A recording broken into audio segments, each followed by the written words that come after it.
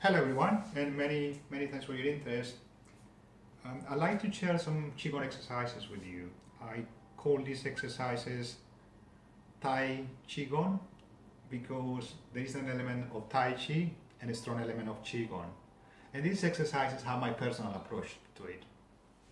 So before moving on to the actual exercise, I'd like to give you some background information on what Qigong is about. So basically, Qigong is about energy. It's about energy circulation in the body. And the fundamental principle is that if the energy is not flowing freely throughout your body, then you're not going to feel well. And it's basically the onset of disease. Qigong is actually considered to be the precursor of Chinese medicine. And in Chinese medicine, there are 5 main organs: the heart, the lungs, the stomach, which is not just the stomach, but the pancreas and the spleen, the liver, and the kidneys. So it's 5 main organs.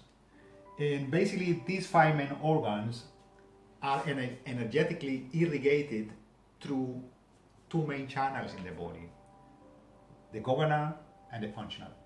Okay? So the governor channel goes all the way up from the bottom of the spine to the head. The functional channel, on the other hand, it goes from the tip of the tongue all the way down the torsus to the perineum. Now what happens is energy circulates throughout those 2 main channels. When there is a blockage, then the energy doesn't reach the main organs. So, because these 2 meridians or channels are actually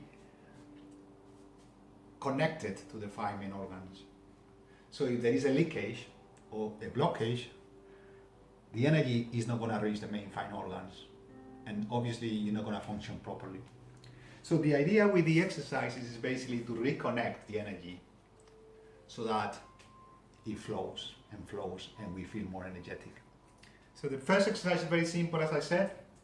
I will show you the mechanics of it, but there are 2 fundamental elements in the exercise. Without those 2 elements, the exercise is futile. There's no point doing it. And those 2 fundamental elements are, first, visualization, and second, abdominal breathing. So if we apply those 2 fundamental elements to the mechanic, to the actual exercise, then we'll achieve some results. Okay? Without further ado, let me move on to the exercise, and I will explain as we go along. Okay? See you in a few minutes.